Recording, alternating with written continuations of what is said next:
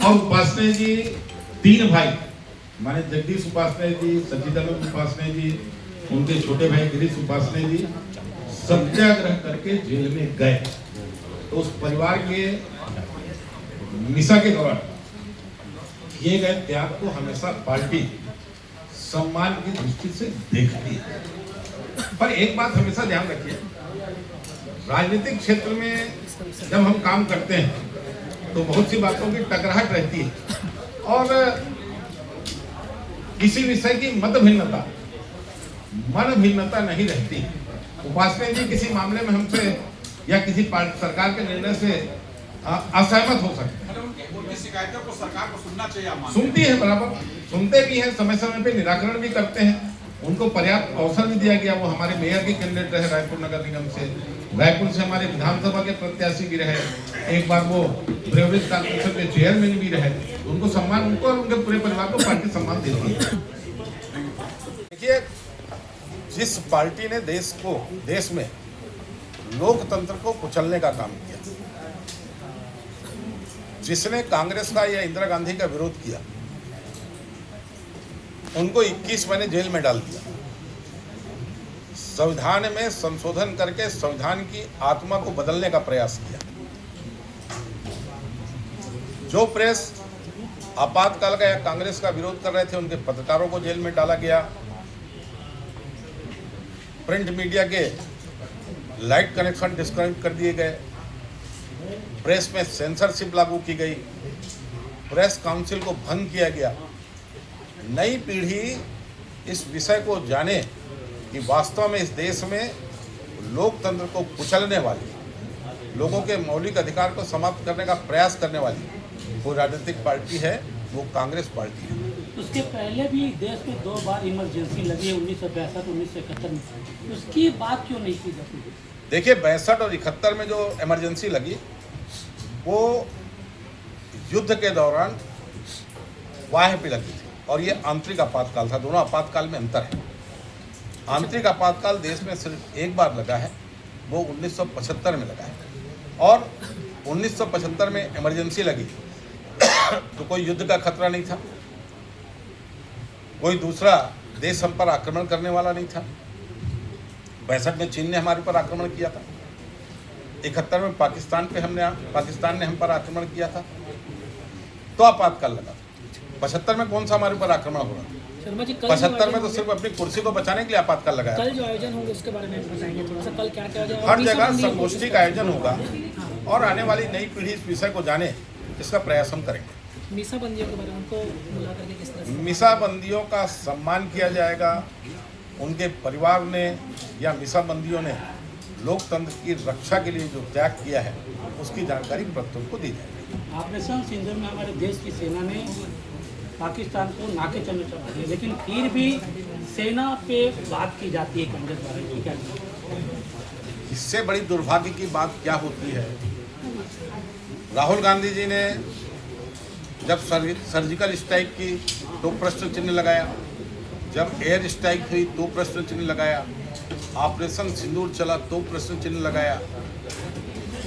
एक तरफ अभिव्यक्ति की स्वतंत्रता के नाम पे जो भारत के टुकड़े टुकड़े करने की बात करते हैं, उनको समर्थन देने जवाहरलाल नेहरू विश्वविद्यालय जाते हैं राहुल गांधी, और दूसरी तरफ अभिव्यक्ति की स्वतंत्रता को छीनने का काम भी कांग्रेस करती है।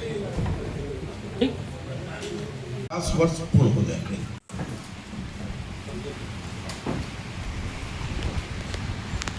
भारतीय जनता पार्टी 25 जून को प्रत्येक वर्ष काला दिवस के रूप में मनाती है और कल प्रत्येक जिला मुख्यालय में भारतीय जनता पार्टी ने गोष्ठी का कार्यक्रम आयोजित किया है। आपातकाल के दौरान जो जेल में रहे, उसमें मुश्किल से 25% लोग बाकी हैं। 75% लोगों का देहांत हो गया है। पर पूरे देश में ऐसी बहुत बड़ी संख्या है जिन परिवारों ने आपातकाल की पीड़ा को भोगा है।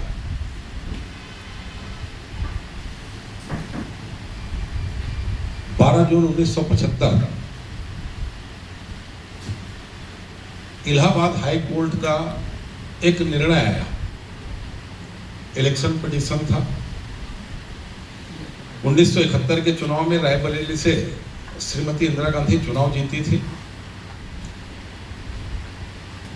और उनके निर्वाचन के विरुद्ध उनके निकटतम प्रतिद्वंदी श्री राजनारायण जी, समाजवादी नेता थे, उन्हें इलेक्शन पिटीशन किया था।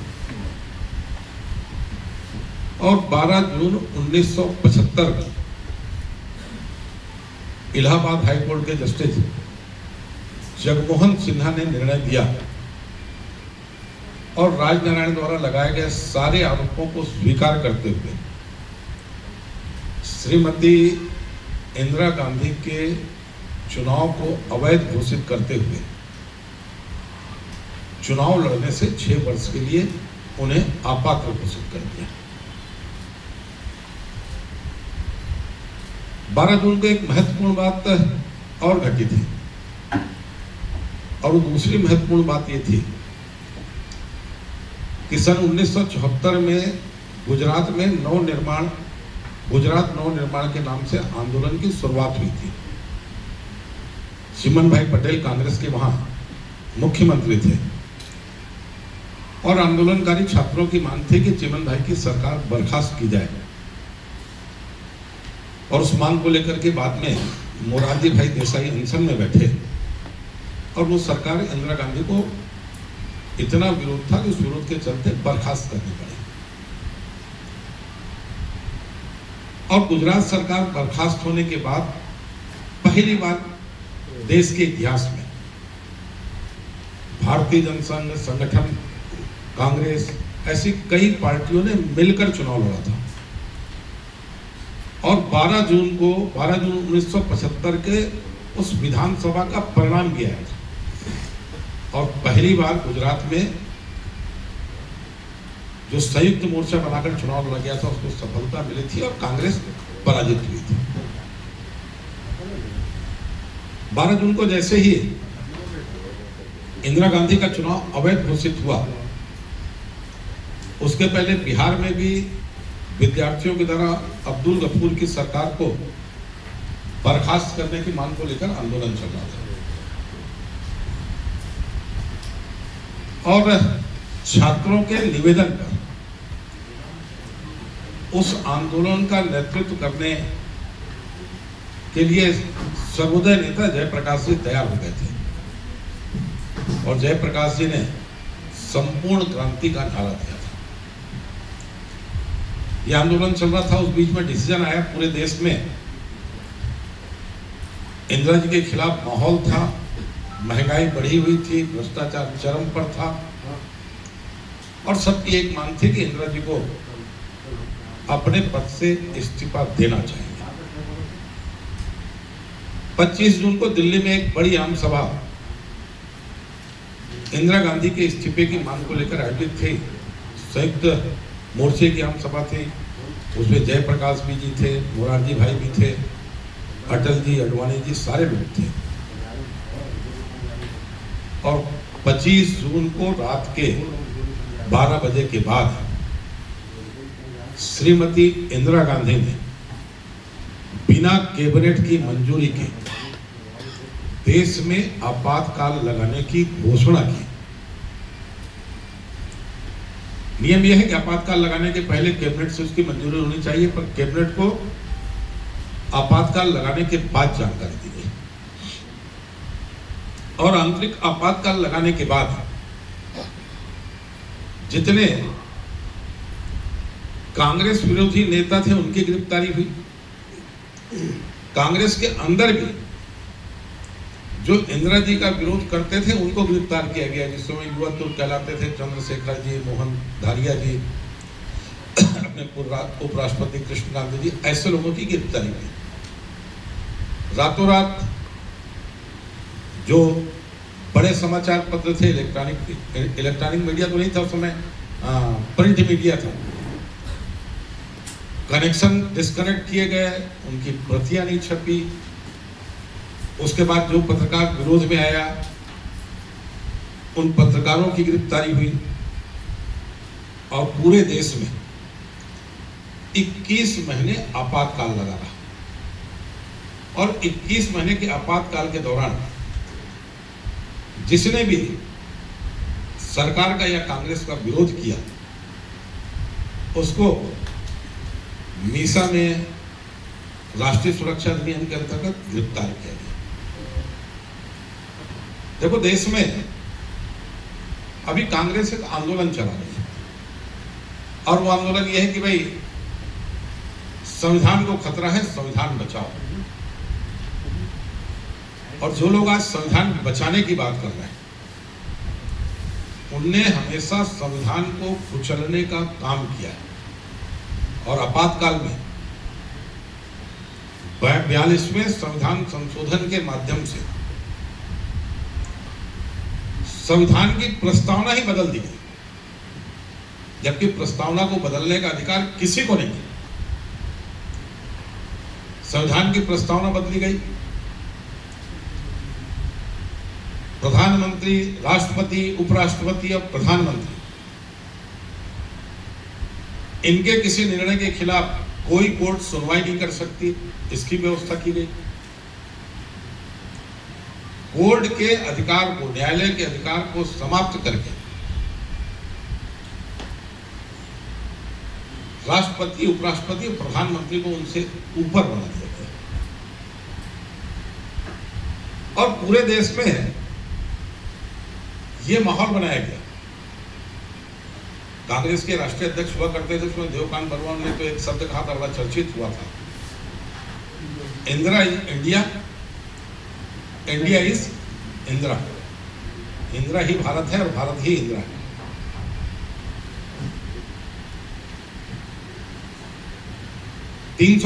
अनुच्छेद 352 का दुरुपयोग करके आपातकाल लगाया गया था। पूरे देश में तानाशाही हावी हो चुकी थी। सरकार का निर्णय का विरोध करना मतलब अपने जीवन को, अपनी स्वतंत्रता को संकट में डालना ये हो गया था और कार्यपालिका, विधायिका और न्यायपालिका लोकतंत्र के तीनों स्तंभों को बंधक बनाकर सत्ता के आगे उनको घुटने टेकने को मजबूर किया गया था। स्थिति ये बन गई थी कि विरोध था नहीं, लोकसभा का कार्यकाल बढ़ा दिया गया, 5 वर्ष से 6 वर्ष कर दिया गया और जो लोग लोकतंत्र को कुचलने वाले लोग हैं वो लोग आज लोकतंत्र के सुरक्षा की बात करते हैं। देखिए, अपने यहाँ माना जाता है कि अपने विधायिका, न्यायपालिका, कार्यपालिका, न्यायपालिका को सब कुछ सुनने का अधिकार होता है, पर न्यायपालिका को भी बंधक बनाया गया। पहली बार इतिहास में ऐसा हुआ था कि जब सुप्रीम कोर्ट के जज की नियुक्ति होनी थी, जो नंबर 5 में था, सीनियर को बाईपास करके 5 नंबर वाले को नंबर 1 में सुप्रीम कोर्ट का चीफ जस्टिस बना दिया गया, खाली कि हमारे पक्ष में निर्णय करेगा। HR खन्ना बहुत ईमानदार न्यायाधीश थे और उनने सरकार के बहुत से निर्णय के खिलाफ वोट किया था। वो सबसे सीनियर थे।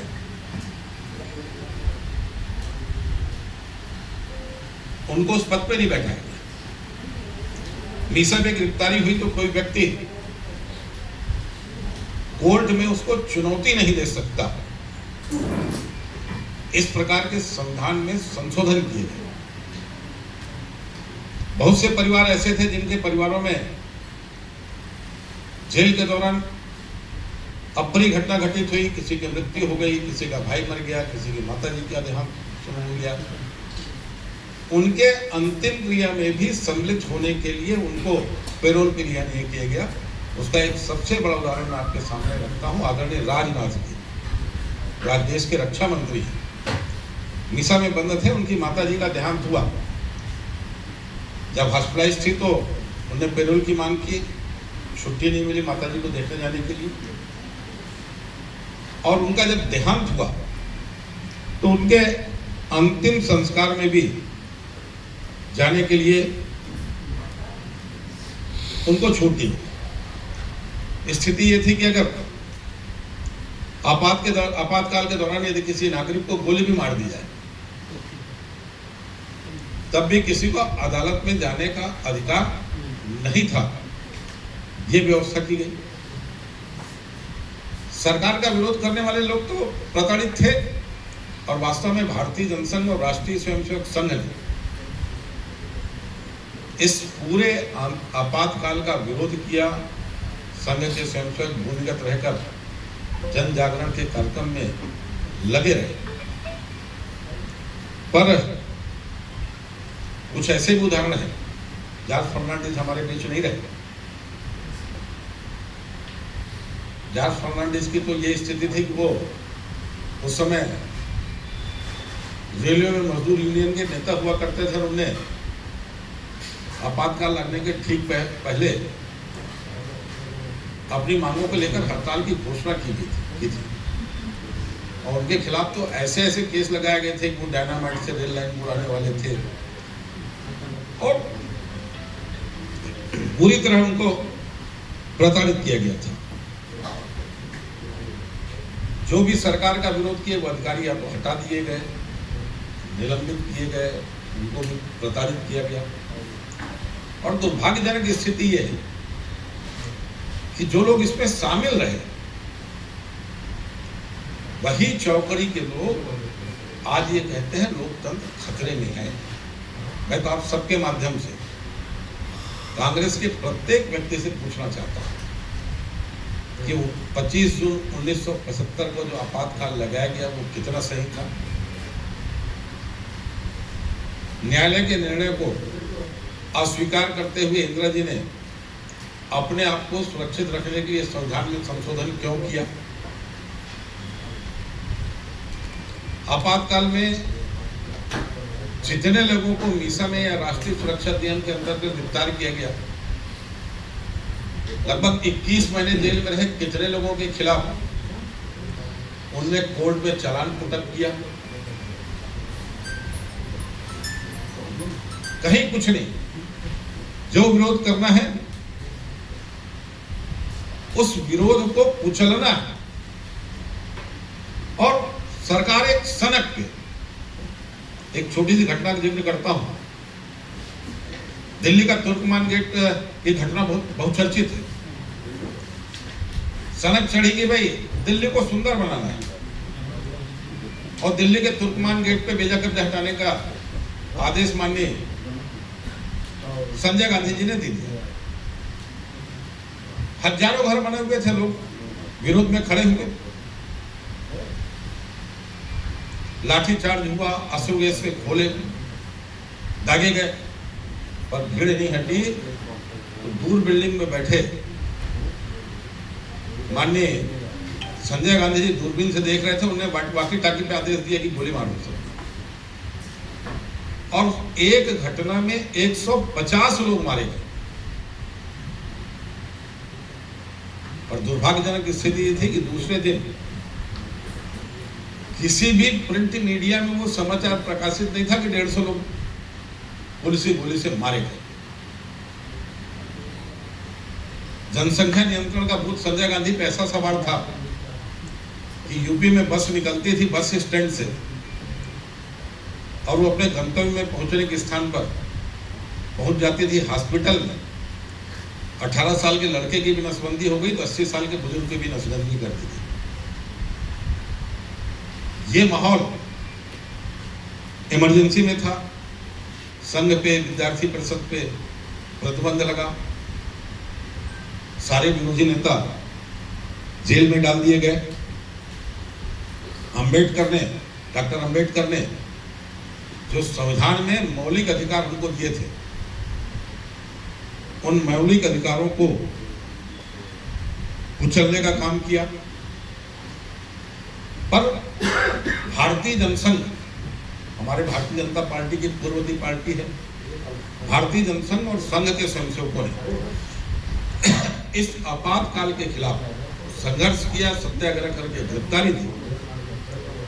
पूरे देश में पर्चे, साइक्लो स्टाइल लेटर बना करके बांटने का काम किया और उसके चलते देश में आपातकाल हटा। दुर्भाग्य से कांग्रेस में आज भी वो मानसिकता जीवित है जो लोकतंत्र में जो संविधान को खतरे में रखने की बात करते हैं। जहां जहां कांग्रेस शासित राज्य है वहां आज भी लोकतंत्र को कुचलने का काम चल रहा है। वहां आज भी पत्रकार प्रताड़ित हो रहे हैं, राजनेता प्रताड़ित हो रहे हैं, सामान्य जनता प्रताड़ित हो रही है। और उससे बड़ी दुर्भाग्यजनक स्थिति यह है कि कांग्रेस का प्रमुख नेता हमारी संवैधानिक संस्थाओं पर, उनकी निष्पक्षता पर उंगली उठाता है। कभी सुप्रीम कोर्ट को कटघरे में खड़ा करने का प्रयास किया जाता है, तो कहीं इलेक्शन कमीशन को कटघरे में खड़ा करने का प्रयास किया जाता है। विदेश में जाकर हमारे देश की आलोचना की जाती है। हमारे सेना के शौर्य को, जिनके साहस को, जिनके शौर्य को पूरी दुनिया स्वीकार करती है, उनके कार्यों पर प्रश्न चिन्ह लगाया जाता है। यह दुर्भाग्यजनक स्थिति देश की सबसे पुराने राजनीतिक दल कांग्रेस की है। भारतीय जनता पार्टी ये चाहती है, हम सब ये चाहते हैं कि देश की वर्तमान पीढ़ी किन परिस्थितियों में आपातकाल कांग्रेस ने लगाया और आपातकाल के दौरान लोकतंत्र को किस ढंग से कुचला गया, संविधान में किस ढंग का संशोधन हुआ, ये पीढ़ी आप सबके माध्यम से जाने, इसी उद्देश्य से आज की ये प्रेस कॉन्फ्रेंस आयोजित है। बहुत बहुत धन्यवाद। उन्होंने ये संविधान में संशोधन किया कि राष्ट्रपति, उपराष्ट्रपति और प्रधानमंत्री के खिलाफ किसी कोर्ट में कोई मामला नहीं चल सकता, चाहे उनके किसी निर्णय की बात हो, चाहे उनके इलेक्शन की बात हो। मेरा कहना इसमें यह था कि इनसे ऊपर कोर्ट होता है कि ये कोर्ट से ऊपर होती है। देखिए, हमारे यहाँ न्यायपालिका को सर्वोच्च माना गया है, पर आपातकाल के दौरान न्यायपालिका के अधिकारों में कटौती की गई और कटौती करके कार्यपालिका के ये 3 स्तंभ है, इनको ऊपर बताया गया। इसी में मेरा प्रश्न है कि अभी उपराष्ट्रपति ने कहा कि राष्ट्रपति से सुप्रीम कोर्ट बड़ा नहीं होता, क्यों कहा कि ये सवाल है। देखिए, संविधान बनाने का अधिकार विधायिका को प्राप्त होता है, पर विधायिका भी कोई विधान बनाती है, उस पे गुण दोष के आधार पर निर्णय करने का अधिकार सर्वोच्च न्यायालय के पास रहता है। और आपातकाल के दौरान जो हुआ था उसमें मैंने कहा ना, राष्ट्रपति, उपराष्ट्रपति और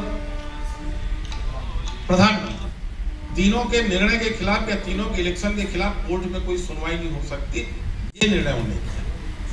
और वर्तमान में जो उपराष्ट्रपति जी ने कहा, उपराष्ट्रपति जी ने ये कहा कि भाई राष्ट्रपति या सरकार कोई निर्णय करती है,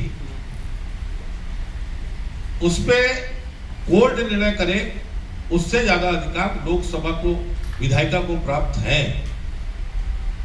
देखिए, विधान बनाने का काम तो विधानसभा और लोकसभा करती है ना, स्वाभाविक रूप से विधायिका के पास अधिकार प्राप्त है, पर विधायिका भी कुछ गलत करे तो उस पर निर्णय करने का अधिकार सर्वोच्च न्यायालय को है। आपने किस परिप्रेक्ष्य में उपराष्ट्रपति ने बात कही, उसका ध्यान है आपको? हाँ। किस परिप्रेक्ष्य में कही थी, आप बताइए मेरे को। वक्फ बोर्ड के मामले में जो निर्णय लोकसभा ने किया, उसके खिलाफ कोर्ट का डिसीजन नहीं आया। कोर्ट ने उसको एक समय सीमा के लिए स्थगित रखने का आदेश दिया। कोर्ट अगर वक्फ बोर्ड पे कोई निर्णय करेगी तो उस निर्णय को मानने की बाध्यता सरकार की नहीं, पर सरकार उस पर पुनर्विचार विधायक विधानसभा लोकसभा में लाके कर सकती है। आप विषय को समझिए, वक्फ बोर्ड और मौलिक अधिकार का हनन अलग अलग विषय है। अच्छा, एक सवाल और दे रहे हैं।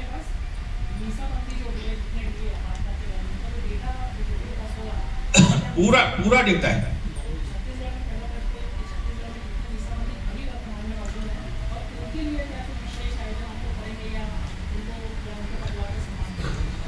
देखिए, अभी लगभग छत्तीसगढ़ में 150 मीसाबंदी जीवित हैं। भारतीय जनता पार्टी की सरकार बनने के बाद मीसाबंदियों को एक पेंशन शुरू हुई थी। 5 साल भूपेश बघेल ने उसको रोक दिया था। सरकार बदलने के बाद वो 5 साल की राशि देकर के बढ़ाकर पेंशन फिर शुरू हुई है। और कल भारतीय जनता पार्टी प्रत्येक मीसाबंदी का, और जहां मीसाबंदी नहीं है वहां मीसाबंदी परिवार के लोगों का अभिनंदन का कार्यक्रम करने वाली है। शर्मा जी, जी, जैसे पहले का 2 साल का बोनस आप लोग एक साथ दिए अभी, तो 5 साल का पैसा ऐसा नहीं लगता कि एक साथ आपको देना चाहिए? 5 साल का पैसा दे दिया ना मीसाबंदी को।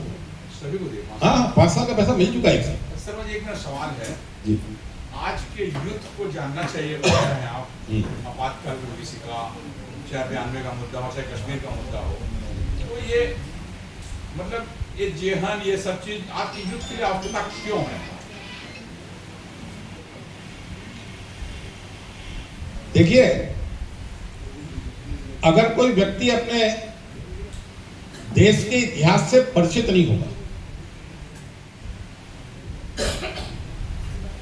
तो उसकी सोच